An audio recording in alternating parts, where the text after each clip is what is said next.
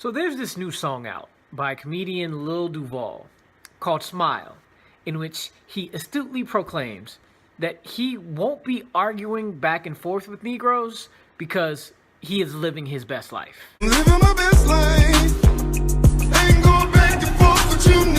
I would like to officially petition that this becomes the theme song for Mission Impossible, because I swear the main reason Tom Cruise does any of these movies is to just get a fix on his adrenaline-filled addiction. I mean, look back at Mission Impossible 2 where he did this.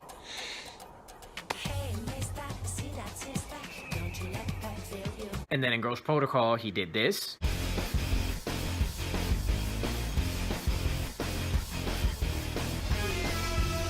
And then in Rogue Nation, he did this. I'm actually scared of this.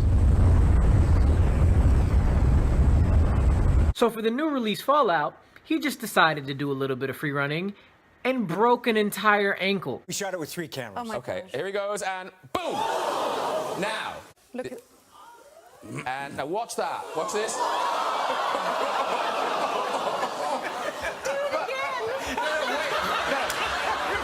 And he still kept the scene in the movie. Living his best life.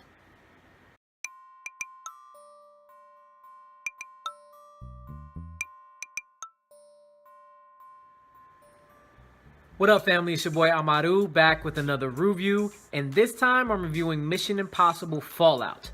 It's the 6th entry in the series, and the first time there's a direct continuation from the previous movie.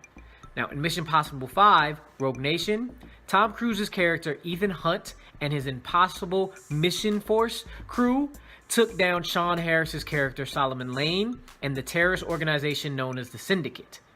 In this movie, they're dealing with the fallout of that. And just like the Red Skull always says, If they cut off one head, 2 more shall take its place. so Hunt and his team are now dealing with trying to stop the remaining members of the Syndicate from causing catastrophic nuclear strikes across the globe. That's it. That's all you need to know about the plot.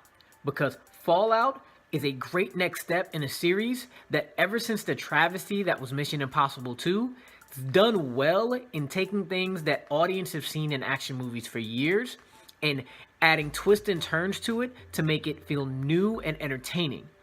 Mission Impossible is the best action series in the past 15 years, if not all time, because it sticks to the formula of creating great characters that you connect with, villains that are calm and menacing and really feel like threats, and action sequences that get bigger and more expansive and more daring with every subsequent series.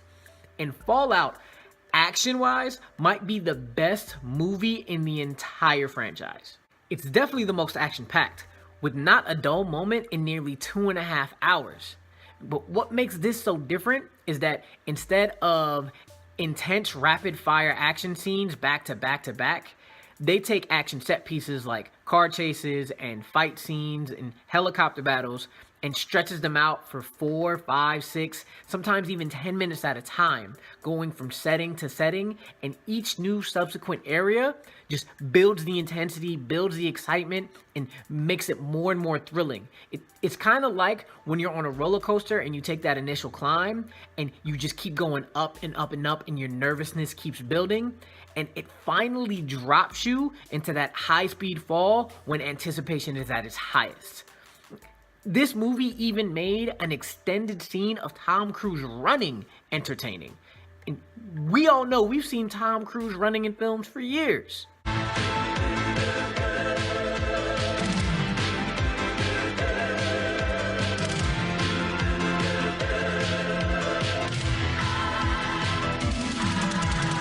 Brian, that's more ridiculous than the theory of why Tom Cruise runs in all his movies. Wow, that cameraman has nice, strong arms. You can't catch me, gay thoughts! This nonstop action is coupled with great performances that elevate the film past just your run-of-the-mill action flick. Rebecca Ferguson reprises the role of Ilsa from Rogue Nation and is a great counterpart to Tom Cruise's Ethan Hunt. She does so well that she could probably hold her own as the replacement for Cruise whenever he wants to put the mantle down. We'll see how long that takes. Alec Baldwin, Simon Pegg, and the only other actor who's been in every single Mission Impossible film to date, Ving Rhames, bring a lot of depth and character and comedy to the film just at the right moments, so much so that it never takes you out of the film.